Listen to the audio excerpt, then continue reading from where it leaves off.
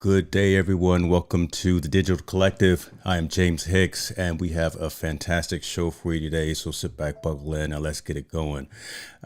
Jeff Bull is a man who I consider a friend. He's a technology storyteller. He's a self-pronounced productivity geek, content creator, and a micro brew fan. Now, all of those tell you exactly why I like this guy, right? Today, we're going to pick up a little bit from where we talked last time. I think it was 6 months ago. I was on his show and we were talking about remote work. We were talking about understanding and how we can adjust to this ever changing world with the way that the world has stopped right over the last 17 months or so. So I'm not going to delay anymore because you didn't come here to see me. Ladies and gentlemen, let me welcome to the stage Mr. Jeff Bull. How are you, sir? I am great, James. Thanks for having me. Thank you, brother. Thank you for taking the time for this conversation. Very important conversation. We were talking behind the scenes again about aspects of how this can pivot into a lot of different directions. So I want to get into it. I want to be also respectful of your time, and I want to be cognizant of the community. So shouts out to everyone that's coming in. I know we're streaming live on your channels as well. Just want to say hello to everyone that's checking in. So good stuff, folks. If you got any questions, though, Jeff is the expert. Well, let me point this way. Jeff's the expert. I got to remember I'm mirrored over here. Right? So yeah, ask him. I'm just the Wizard of Oz behind the screen, putting up the comments. Give folks real quick though who may not know you, at least for my audience and my community. Give them kind of that real brief elevator pitch of who Jeff Bull is, if you don't mind. Absolutely. So, Jeff Bull, I like long walks on the beach, pink drinks. No, so I work currently full time. I work for Cisco Developer Relations. So I'm a developer advocacy manager, which means I work with a group of folks who we basically are the voice of the developer community inside our company. So we try to translate what software developers, cloud developers, whoever do with their technologies and translate those into our business units internally to help them evolve and iterate what they're doing and try to help them marry in the middle. But aside from that, I'm a massive Star Wars geek. If you can't tell here, I'm in my shed here in a backyard in the East Bay, California. So I love Star Wars. I love beer. Love craft beer. One of my tattoos is all dedicated to beer from years of home brewing. And I love woodworking. It's actually a new hobby of mine. I'm getting into woodworking a lot because I want to have a dedicated hobby since we're at home so much. I really want to have something for myself that I can go create with my own hands that is offline and doesn't require anything other than an audiobook and some imagination. I love it. I love it. So you're not sitting around on your hands like it's retirement time. I love that. You're putting in the work. You're putting in the effort.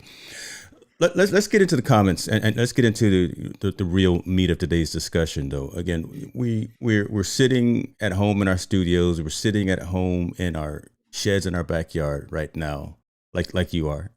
These last 17 months or so, adjusting to this new norm.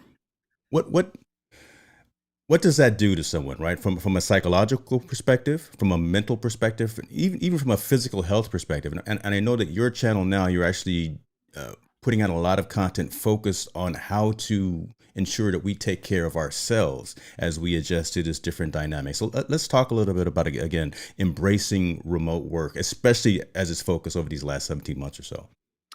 It's a like we were talking behind and kind of in the backstage. It is a much broader topic than I think most people ever realized when the pandemic hit. The idea of remote work has been a reality for some industries for a long time, but for most industries, it's been sort of a yeah. You sometimes you can do it, maybe you don't get to do it. Um, Remote work has always seemed almost like this unicorn of like, oh, I work for a company where I don't have to be in an office, Mm. but it was always felt like kind of the exception.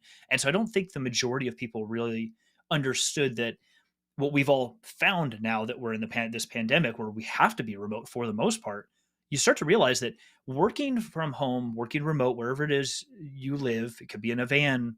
Lots of people have moved to mobile life and they live in work from vans. You realize that it is not the same thing as working in an office for a whole bunch of reasons. They're wide and vast. The biggest one I have found is that it was a comment I made to you in the backstages. How do you respect your space Mm. when you work from home? And how would you even know that you need to do something like that? So to clarify for everybody, when I say respect your space, I kind of actually mean respect your spaces. And so a good example of that is, let's say you own a home or you rent a house, let's say a single family house, got a few bedrooms, kitchen, distinct areas in the home that to do activities, whatever those common activities are. Well, it's not so hard in that case to say, well, I've got one room I dedicate as an office where I work. I got one room that's my bedroom, I sleep, a place where I eat. But what do you do if you live in a space where you don't have those clear lines? You live in an apartment, studio, lots of people to do. You live in a townhouse or some smaller sort of dwelling, or you have a bunch of family who live with you too.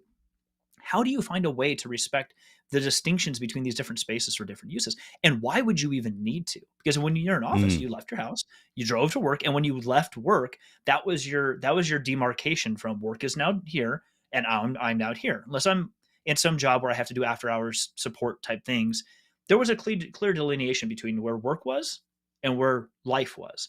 When you work remote, that does not exist, and I that is don't think true. most people don't realize the emotional and mental toll it takes on you to know, like, I'm lucky that I have this shed in my backyard because, like we talked about, I can just open this door and walk into the house. There is a distinction for me of where work is and where the house is. I don't always respect it, but there is. But that is not the case for a large portion of people. So how do you deal with it when you can easily just take a nap next to the desk that you work at? Well, now you've basically just connected your rest and personal time with your work as if they're one and the same thing. That is not good for your mental health. So how do you find ways to separate that? For me, that is the biggest sort of existential challenge you have to figure out when you are working remote. And that's what we're all trying to do here is understand, how do I do that? How do Yeah. I make that work for me? And I want to piggyback on that and say, again, when you don't know how to separate or when you can't separate that effectively, something's going to suffer, right? Either the personal side, either the professional side, maybe both, unfortunately. But and then being able to acknowledge that and realize that and be able to make that adjustment, right? So again, I do my work. I'm at home. I'm in my bedroom. Unfortunately, I got the laptop on my lap. I'm sitting in bed watching TV at the same time too. I'm doing all these different things. I've got all this sensory deprivation going on.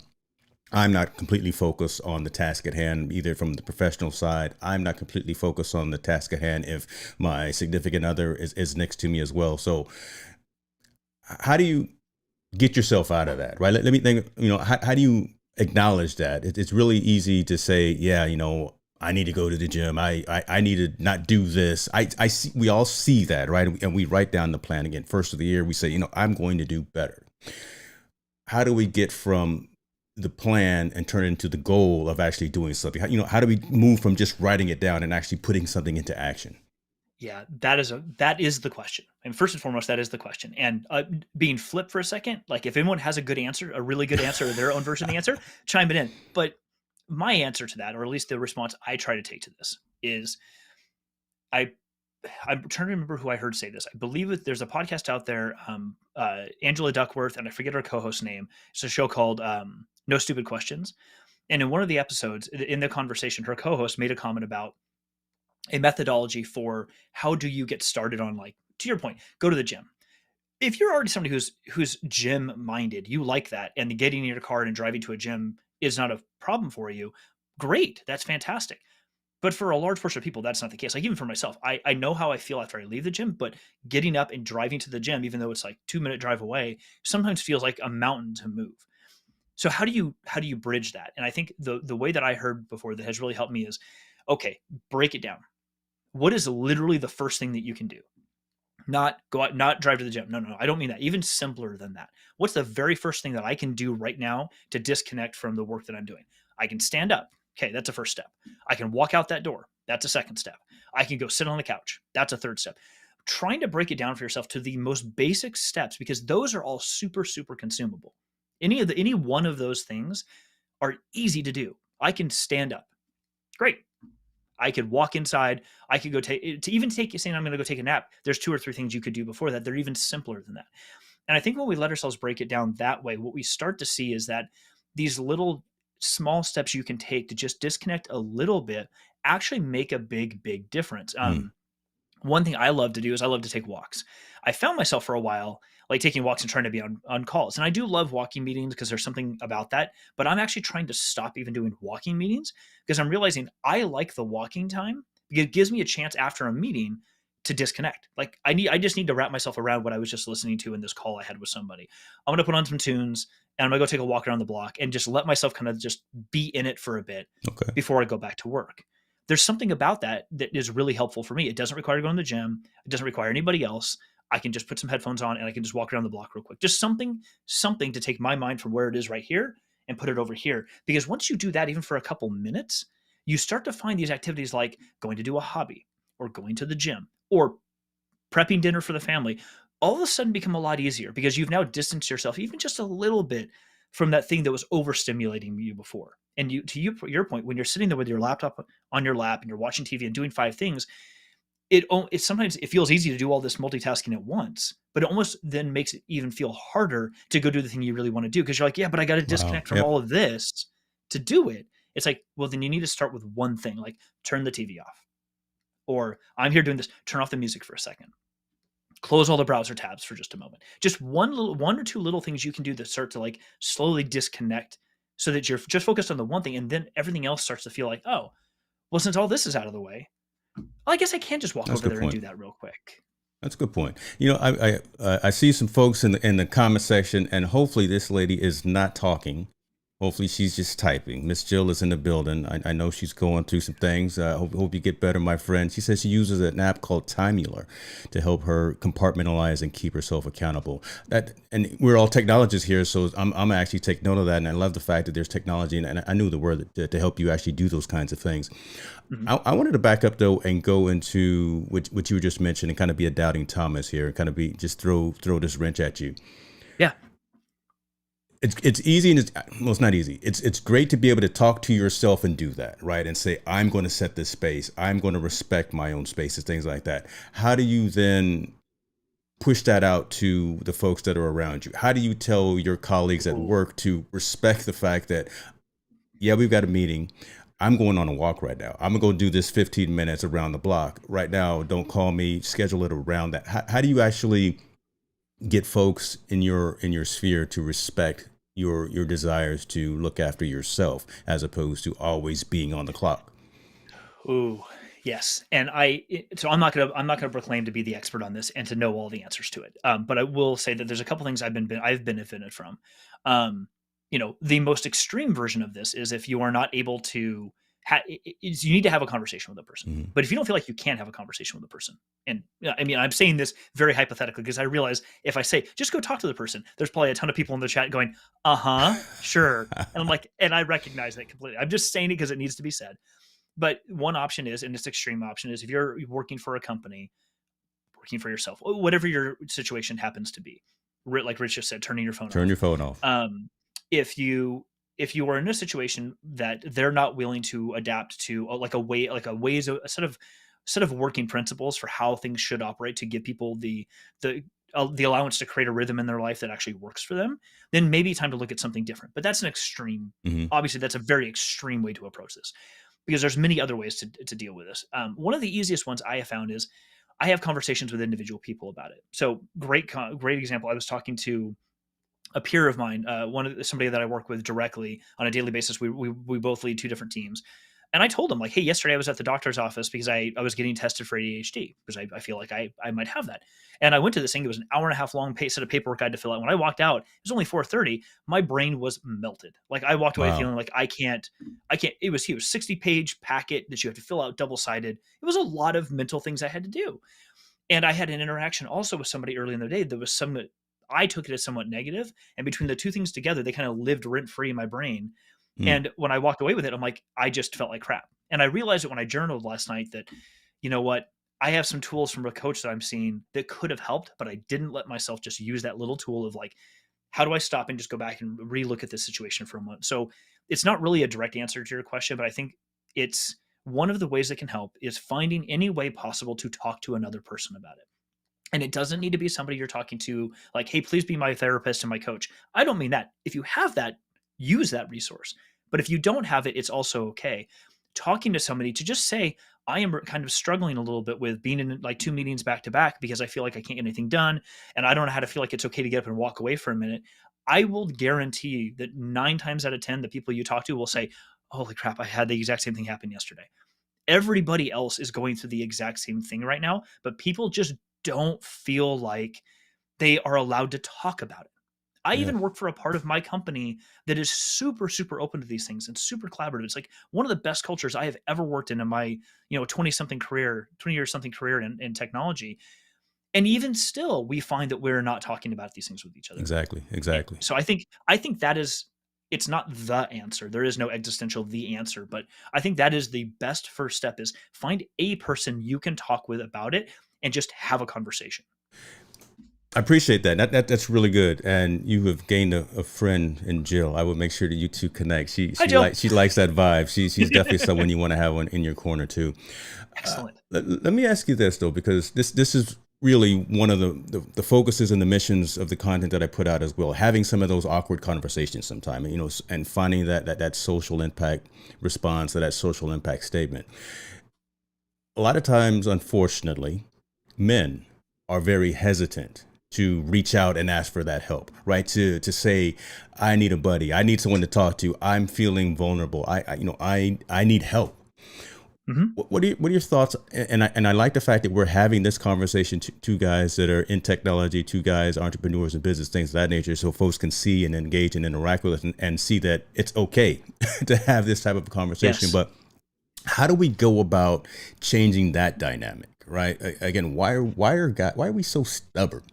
Why- I think there's a long history of it, yeah, a long history of reasons why we are, and I don't think it's all our own fault, but I also don't want to put it off on like a previous generation. Say, yeah, it's I'll be a smart ass here and say it's the boomers, they screwed us over. Like, uh, sure, it's easy to say that, and maybe there's some parts of that, but it's these things are always nuanced. They're heavily nuanced, and they come from a lot of places. But before I get further than that, I think Miss Jill said setting boundaries without sounding like you're actively setting boundaries in art. I love that statement, and I also one of the reasons I love it. I saw a video on TikTok recently, someone talking about boundaries in relationships, and the person said that setting boundaries in a relationship is the someone reaching to you and wanting to set a boundary in a relationship with you is them telling you they want to continue to have a relationship with you. mm, Someone who's not going to say that to you, they don't actually care if they have a relationship. But a person who's like, I want to set a boundary with you is telling you, I want to continue to have this relationship. There just needs to be something else in place so it can be healthy and productive for both of us. That is a good sign for you. And I think to your question, James, people who do that with you in some way is should be an indication to you that person wants to continue to have this relationship with you. You can pursue that. It's okay to pursue it. Now, back to your question about especially for men, we have been told for so long that it's not okay to express your feelings and the machismo and don't yeah, ever cry, like man, all shoot, that I crap that is cry so every other conflicting. day, brother. Let me tell you. I feel my feels constantly. In the last year and a half, I've finally come to terms with that a lot more, and it feels so much better to do that. I think for one of the things that comes out of that is we were at least in my generation, and I'm in my 40s, we're sort of trained for so long that it is not masculine to express those feelings. So we've always kind of been told that you're not allowed to go talk to another man about these things. Mm, But the likelihood is most men, especially men, are feeling these things. And women do too, but it's this weird social acceptance that women, of course, are going to be able to express their emotions as they should, as everyone should be able to. He, she, they, cisgender, non-cisgender, whatever whoever you are, you should be able to do that. And I think what helped me a lot was with one of my friends. I didn't learn that until later that he is somewhat bipolar. My wife actually finally told me this because I was talking with her one day, and she's friends with his wife, and we were talking one day, and I said I've been texting this guy for like 4 or 5 days, and he's not responding. Normally he does. She's like, he's bipolar, right? I'm like, I didn't know that. No, why would she's like, how would you not? You're his friend. I'm like, that's not something yeah, that we ever talked about. And she's like, his wife has told me this before. He goes through episodes where he struggles a lot. I'm like, she's like, all he really needs is just to know that you're there. I'm like, it was hard for me to do because I'm not used to doing this. But I sent him a text and I said, hey, dude, hope you're doing good. If you need anything at all, let me know. Let's grab a drink after in the next week or two. And a couple days later, he replied back, said, oh my God, that was the best thing. Like, thank you for just messaging me. That right there was the catalyst for me to realize, oh, wow, like most of my friends are dealing with their own problems too. I want them to reach to me, but they're probably feeling the same thing. They want me to reach out to them, and they want to. We do, but we just never do it. Like there's no perpetual emotion that just gets it going. So what I try to do now, I don't want to say in trying to be a leader. I find myself more like I realize I need some help. I need someone around me. When we moved from one area to another area here in California, to right before the pandemic, we had no opportunity at that point to like get out physically and meet people. So we've been stuck home. So all my friends are two mm, hours away from us. got you. So I have to make an intentional point of reaching out to them and like, look, dude, I need some help. I am in it right now, and I just could use someone to talk to for a couple of minutes. And every single time they're like, yeah, let's just jump on a call. Let's just chat. And then every time they need it, and you start to realize, oh, we're all kind of feeling this stuff too. Someone needs to be the initiator of it. Yeah. Look, let me tell you something. We came in starting to talk about one thing. We were going to talk about pivoting careers, embracing remote work, and we're still on that path. And I love the conversation that we're having between you and me. For some reason, in the comments though, I'm getting flogged, You folks. know, Steve, it's okay, buddy. You I know, I got James. I got James. He can cry. He can right? cry if he wants to. It's his party. He can cry if he wants to.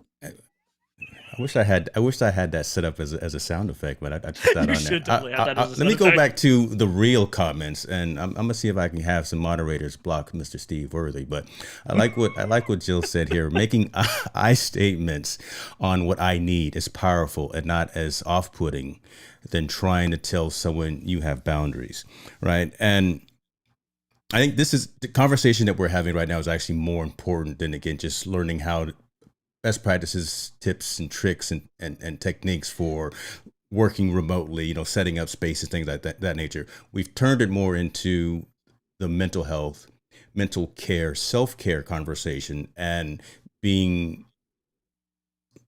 comfortable with reaching out to folks around us and Hmm. saying that I may need some help, right? Or putting that onus on each of us to say, you know what, I'm going to be intentional. I love that word. A lot of folks within in the content creation ecosystem are using that word as well. Um, Being intentional of reaching out to folks around us, right? It could be a text message, which you got your phone with you all the time anyway. Send an old school snail mail message. Do something to where you reach out to someone, because that I think is a win-win and it benefits both of you, right? It allows you to have Yeah. that engagement, that interaction when you're sitting out in that shed of yours in the backyard and you feel disconnected from the rest of the world, because we can't have those face-to-face meetings anymore right now. A lot of the world, I was going to say not a lot of the state, but a lot of the world is still in a Hmm. lockdown situation. But don't wait for someone else. Take the onus and take the ownership yourself, and be the initiator of that contact. Right? I can, even though Worthy is talking trash about me, maybe I'll send him a text message later on and say, how you doing, brother? You good? That kind of thing. But talk to us a little bit about what you do in conjunction with journaling. I love that fact, right? And again, I like talking about uh, uh, things that we can do within ourselves that are really bite sizable. We don't have to go out and try to boil the ocean, right? Every night I do something. I write down the three things that I want to do the next day. Right before I shut my eyes in bed, I write down the three things I want to accomplish the very next day. I'm a eat the frog kind of guy. I know Worthy is a Pomodoro kind of guy. I like to eat the frog and tackle the big thing first, and then work on the smaller ones. But you talked about journaling at the end of the day in terms of what Hmm. you experience. What other things? And Jill mentioned an application that she Hmm. uses to kind of track time and productivity. Let's talk a little bit about that while we still have you. I think there's a couple things you can do. I love journaling. I started this. Actually, I started. This was on you. I'll be honest. This was on you. You inspired me to do this. I started journaling after the last time we talked when you mentioned an app called Day One, and I Hmm. started using it on walks and things like that just to dictate throughout the day. What I morphed it into was actually getting a physical book and writing stuff down at the end of the day. And the reason I did that is I realized that if I can stop myself for a couple minutes, put my phone down before I go to bed, stop looking at other things, and just write a few thoughts. They're not existential. They're just some thoughts about like how I thought the day went, whatever it was. It gets that crap out of my head so I can try to decompress and actually get a good night's sleep. Um, but other tools I find that are really useful if you're into this sort of thing, if you like day planners, if day planners are a thing for you and it helps you organize your time, right on. I think the getting up in the morning routine is just as important, and starting the day off with like gratitude listings, like what am I looking forward today? Things like what am I grateful for, and what am I looking forward to in the day? They don't have to be big things. Like I'm looking forward to coffee. Yeah, that's cool. You're allowed to look forward to having a cup of coffee in the morning. Like, but having a hey, it's not a rainy day today. The sun's up. Great. The reason for that is it's all about mindset. If anyone's ever looked into Carol Dweck's work on mindset, or shifting your mindset, this Hmm. idea between fixed and growth mindset. A lot of research on it, but the simple version is moving out of this fixed mindset where everything feels like it's just here and this is just how it has to be. You can never evolve from that. Whereas when you have a growth mindset, you're just open to the idea that things can change and iterate, and we can do something about that. And so the idea of starting with something positive, and they don't have to be big, just something that gets your mind into a place that you want it to be starting the day, can be really, really useful. People think of it as, it's like a platitude. No, it's actually not. Like, your mind works that way and will adapt. So I think all of these little single steps, write down one thing you're happy about today. I love Even that, that can make a man. big difference in your day. It's not, it may sound, I don't even want to say, I'm not going to diminish it in any way. It is, those things are extremely useful for your brain to set a tone for how the day is going to go and set a tone for how the day is going to end. And then even taking breaks, take a freaking nap midway through the day. It's okay to take a 10 or 15 minute. I love watching haircutting videos. I've fallen asleep on this floor. Well, Dude, we won't get into that, but there we go, brother. I'll admit, I love, I got into ASMR videos a little bit, but specifically, like, there's people who go around to barbershops and just get their haircut. And it's Yeah, just a video of someone getting their haircut and styling. Something about that is just, it knocks me out for 10, 15 minutes on the I couch. love And that. then I wake up going, oh, I feel great. And I didn't think about anything other than just relaxing. So I think you find, you find the thing that is good for you. Anything is good so long as it's not a hyper connected thing.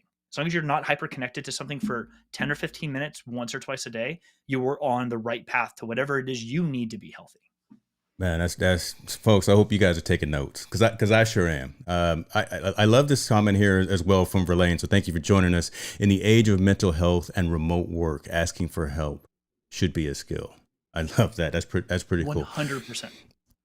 Jeff, again, being cognizant of time. I know you've got some things to do again, and the things you got to do are what's most important. You got family stuff to take care of, so I want to be respectful of that. But some of the tips, tools, techniques, applications, and things that you utilize in your day-to-day activities, I want to make sure that I get those from you so I can share them, put them in the description of this video on YouTube, so folks can take advantage of it, right? And actually start utilizing, like we talked about day one, like we talked about the app that Jill uses, some of the other things as well. So talk to us real quick about where folks can find you, because you're creating some phenomenal content as well, and I definitely want to shine the spotlight on you, sir. Totally, yeah. So you can pretty much find me on all the socials at Jeff Bull Tech. So on YouTube at Jeff, YouTube slash, was youtube.com/c/ or channel/Jeff Bull Tech, on any social network at Jeff Bull Tech. I'm spending most of my time right now on Twitter and TikTok. I'm actually really getting into TikTok because I can do content creation really quickly. And to part of our conversation earlier, James, the barrier to entry for me in content creation has been like, how do I edit and all these things? So I'm trying to fall back on what's my unique value? I like talking about the things I love. So TikTok makes that easy, but I'm trying to do more of that also for my YouTube channel, more on remote work. And I put out a lot of content also for developer.cisco.com. That's my full-time gig. So a lot of developer relations things. I'm out there in communities for software developers, if that's your jam as well. I'm here to talk about tech and all these things. So yeah, you can find me anywhere. Just Jeff Bull Tech, and you'll find all kinds of stuff from me. Jeff Bull Tech, ladies and gentlemen, go out, hit him up, subscribe. We are streaming live on his channel right now as well. So appreciate his audience coming on. Jeff, man, appreciate you. All right, this was a great conversation. This was succinct. This was to the point. This, again, it took a bend in the road from where we were probably going to go, but I think that's fine, right? I think this discussion mattered and resonated. I could tell from the conversation from the folks in the comment area that it struck the right nerve, and we needed to have this discussion as well. So I agree. Yeah. You be good. Take care of yourself, man. I will catch up man. with you later. Folks, thank you for watching. Make sure you subscribe to Jeff's channel. If you want to check out mine as well, I appreciate that. But be good to yourself, and we out.